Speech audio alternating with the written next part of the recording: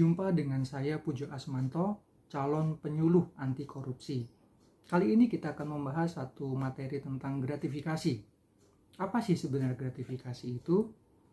Terkait dengan itu saya sudah siapkan satu paparan dengan tujuan untuk menambah wawasan dan juga mengajak bagi rekan-rekan ASN dan seluruh penyelenggara negara untuk berani memulai untuk menolak bahkan melaporkan gratifikasi. Mari kita simak. Sebelum kita membahas lebih jauh mengenai gratifikasi, ada baiknya saya tampilkan satu orang tokoh berikut. Kira-kira siapa ya tokoh ini? Ada yang tahu? Ya, beliau adalah Bapak Zainuddin Hasan. Bapak Zainuddin Hasan adalah Bupati Lampung Selatan periode 2016 sampai 2018. Dia terjaring OTT KPK di tahun 2018 dan sesudah melewati proses pengadilan, terbukti menerima suap sebesar 72 miliar rupiah dan gratifikasi sebesar 7 miliar rupiah. Adapun vonis pengadilan yang dijatuhkan kepadanya adalah 12 tahun penjara, denda 500 juta rupiah subsidiar 6 bulan penjara, dan membayar uang pengganti sebesar 66,7 miliar. Wow, luar biasa vonis yang dijatuhkan kepada Bapak Zainuddin Hasan. Sebelum lebih jauh kita membahas mengenai gratifikasi, ada baiknya saya akan tampilkan suatu video yang saya dapatkan dari ACLC KPK terkait dengan dampak dari gratifikasi. Mari kita simak video tersebut.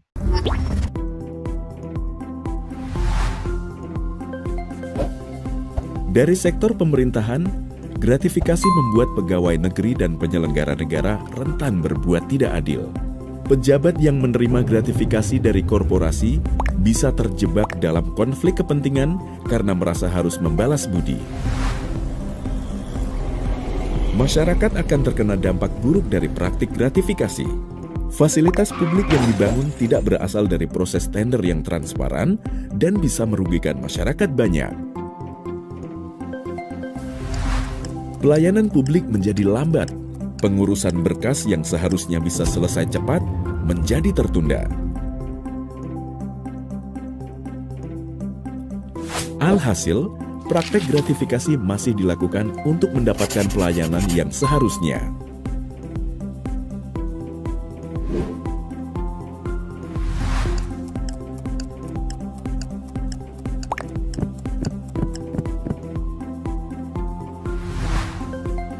Selain itu, dari sektor ekonomi, gratifikasi menciptakan iklim bisnis yang tidak sehat.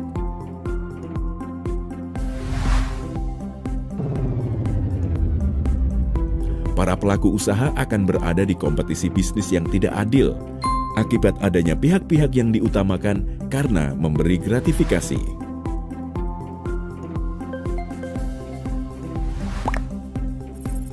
Dan titik akhir dari semua ini adalah terjadinya korupsi yang akan mengganggu stabilitas ekonomi makro.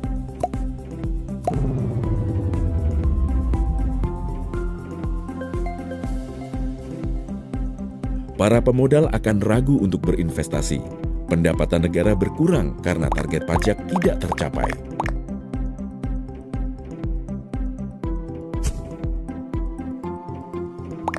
Ya, gratifikasi dapat memiliki implikasi seburuk itu. Gratifikasi dapat menjadi pintu masuk korupsi yang merusak kehidupan bernegara. Untuk itu, sudah saatnya kita mulai berbenah, tidak memberi dan menerima gratifikasi ilegal, agar dampak buruk tidak terjadi.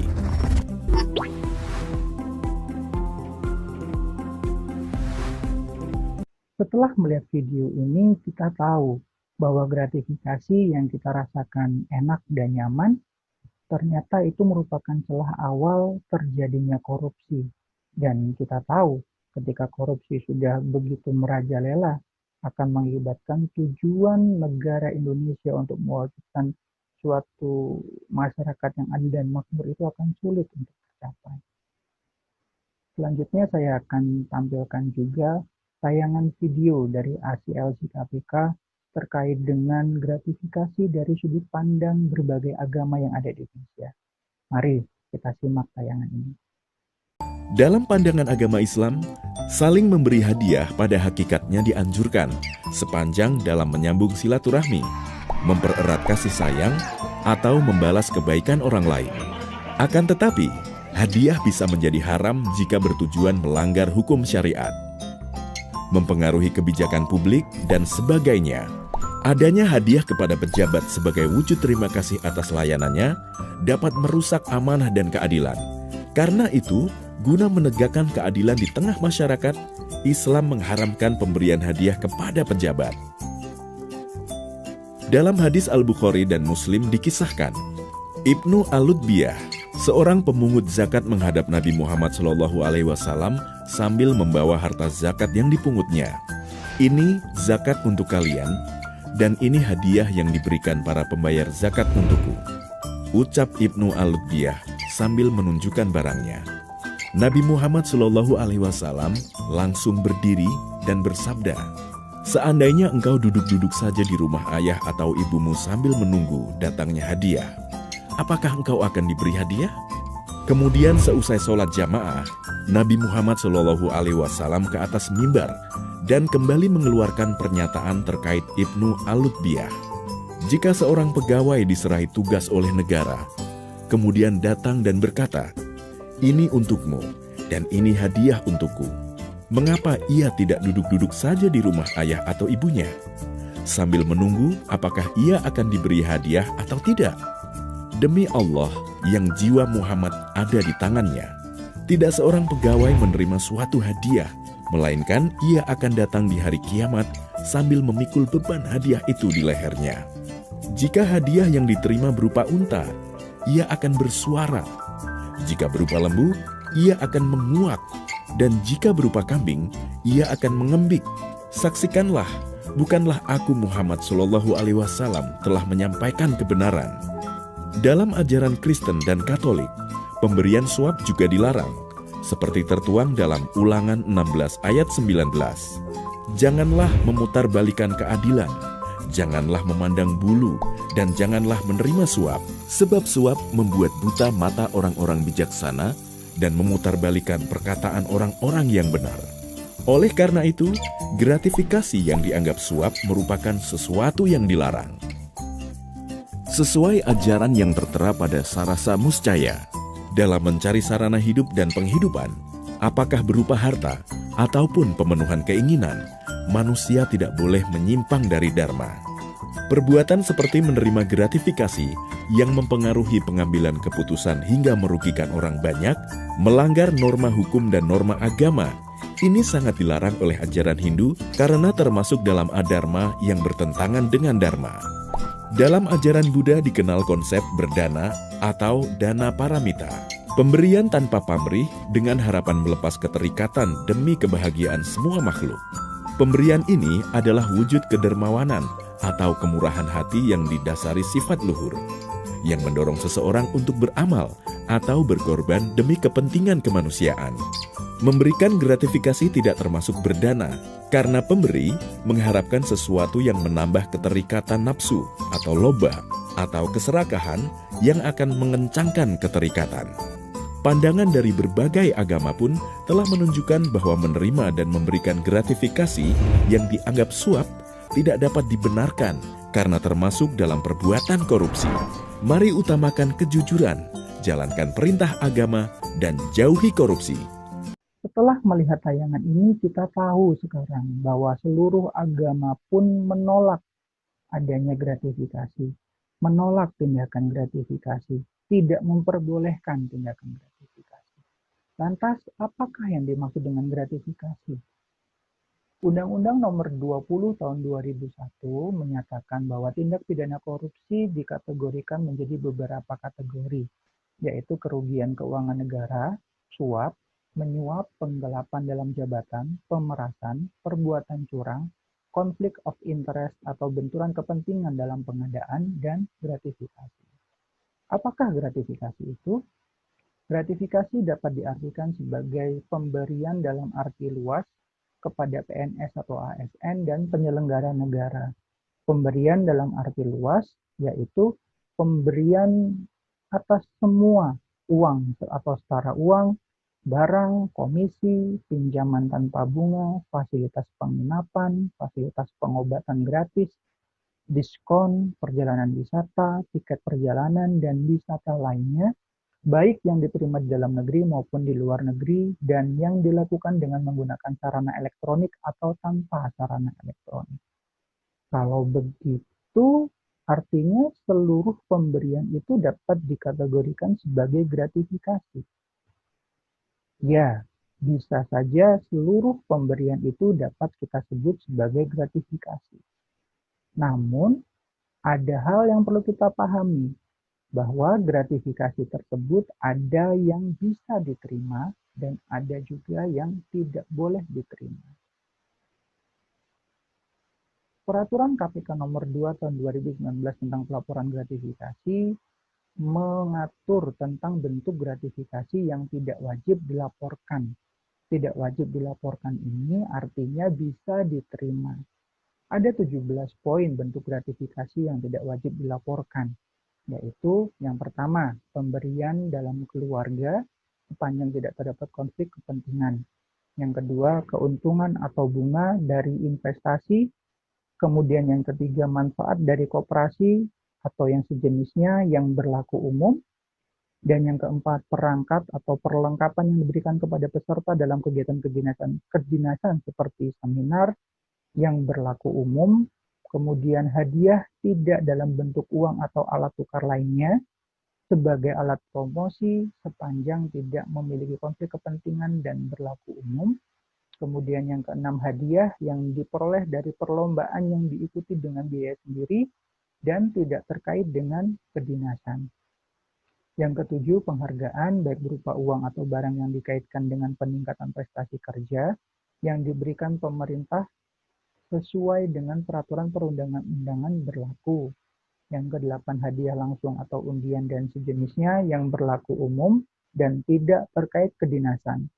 Yang kesembilan, kompensasi atau honor atas profesi di luar kegiatan kedinasan yang tidak terdapat konflik kepentingan dan tidak melanggar peraturan atau kode etik pegawai. Yang ke-10, kompensasi seperti honor, transportasi, akomodasi, dan pembiayaan yang telah ditetapkan dalam standar biaya yang berlaku dan tidak terdapat pembayaran ganda. Yang ke-11, karangan bunga untuk berbagai ucapan. Kemudian yang ke-12, pemberian terkait dengan pertunangan, pernikahan, dan kegiatan keagamaan lainnya dengan batas nilai sebesar Rp1.000.000 setiap pemberi. Kemudian pemberian terkait dengan musibah dari keluarga sepanjang tidak terdapat konflik kepentingan dan memenuhi kewajaran atau kepatutan. Kemudian pemberian sesama rekan kerja dalam rangka pisah sambut dan kegiatan sejenisnya paling banyak senilai Rp300.000 setiap pemberian per orang dengan total pemberian tidak melebihi Rp1.000.000 dalam 1 tahun dari pemberi yang sama. Pemberian sesama rekan kerja yang tidak dalam bentuk uang atau alat tukar lainnya dan tidak terkait dengan kedinasan paling banyak Rp200.000 setiap pemberian per orang dengan total pemberian tidak melebihi Rp1.000.000 dalam 1 tahun dari pemberi yang sama. Pemberian berupa hidangan atau sajian yang berlaku umum, dan yang terakhir pemberian cenderamata atau plakat kepada instansi dalam hubungan kedinasan atau kenegaraan sepanjang tidak diberikan untuk individu. Ada 17 bentuk gratifikasi yang tidak wajib dilaporkan. Wah, kalau begitu tidak mudah bagi kita untuk menentukan gratifikasi ini boleh kita terima atau tidak. Ya, benar. Dan langkah yang paling aman yang bisa kita lakukan adalah menolak gratifikasi yang diberikan kepada kita. Dan apabila kita tidak dapat menolaknya, langkah utama yang harus dilakukan adalah laporkan. Laporkan gratifikasi tersebut. Mengingat ancaman hukuman bagi pemberi dan penerima gratifikasi yang tidak ringan, di mana ancaman Hukuman bagi penerima itu ada dua, yaitu pidana penjara seumur hidup atau pidana penjara selama 4 tahun sampai 20 tahun, dan pidana denda sebesar 200 juta sampai dengan 1 miliar rupiah itu bagi penerima. Sedangkan sanksi bagi pemberi, pidana penjara 3 tahun dan pidana denda sebesar 150 juta rupiah. Ancaman hukuman yang tidak ringan bagi pemberi dan penerima gratifikasi. Namun, sanksi hukuman gratifikasi tersebut tidak berlaku. Artinya, ada kemungkinan sanksi hukuman tersebut dapat tidak berlaku dengan syarat pemberi dan penerima lapor gratifikasi tersebut ke UPG atau ke KPK. Apakah UPG? UPG adalah unit pengendalian gratifikasi yang telah dibentuk di seluruh wilayah Indonesia sampai dengan tingkat kabupaten kota. Biasanya UPG ini melekat pada inspektorat daerah masing-masing, baik di kabupaten kota maupun di provinsi. Kemudian kita masuk ke pelaporan gratifikasi. Pelaporan gratifikasi ada dua cara. Yang pertama, lapor melalui UPG, dan yang kedua, lapor melalui KPK. Untuk lapor melalui UPG dilakukan paling lambat 7 hari sejak terjadinya tindakan gratifikasi tersebut, yaitu dengan cara datang ke kantor UPG atau inspektorat, kemudian mengisi formulir dan menyerahkan formulir tersebut kepada tim UPG untuk dianalisa dan ditetapkan apakah gratifikasi tersebut diperbolehkan, boleh diterima atau tidak. Dan yang kedua adalah lapor ke KPK. Lapor ke KPK ini paling lambat dilakukan 30 hari sejak terjadinya tindakan gratifikasi. Ada dua cara pelaporan melalui KPK, yaitu yang pertama melalui aplikasi di handphone, di HP, baik itu berbasis Android maupun iOS, dan yang kedua bisa masuk ke website dengan alamat gol.kpk.go.id. Pelaporan melalui handphone itu bisa dengan cara melakukan instalasi dulu aplikasi yang disebut dengan Gol KPK. Sesudah kita install di handphone kita, kemudian kita lakukan pelaporan. Di situ nanti kita diminta untuk mengisi data diri kita dan juga kronologi terjadinya gratifikasi. Sama halnya dengan yang data-data yang diperlukan di website gol.kpk.go.id. Pelaporan gratifikasi sudah sangat mudah dilakukan. Inovasi yang dilakukan oleh KPK ini memudahkan kita untuk melaporkan adanya tindakan gratifikasi, baik itu penolakan, penerimaan, maupun pemberian gratifikasi. Demikian paparan tentang anti gratifikasi yang dapat saya sampaikan. Bagaimana? Sudah lebih jelas? Gratifikasi memang enak rasanya, tetapi sangat berbahaya bagi bangsa Indonesia di kemudian hari. Saya berharap dan saya mengajak kepada seluruh teman-teman ASN dan penyelenggara negara. Ayo, kita mulai tolak dan laporkan gratifikasi. Di bawah ini sudah saya siapkan link terkait dengan paparan saya hari ini. Kami mohon untuk dapat diisi untuk bahan evaluasi kami. Dan akhir kata saya ucapkan terima kasih yang sebesar-besarnya. Mohon maaf atas segala kesalahan dan kekurangan. Sampai jumpa pada video-video berikutnya.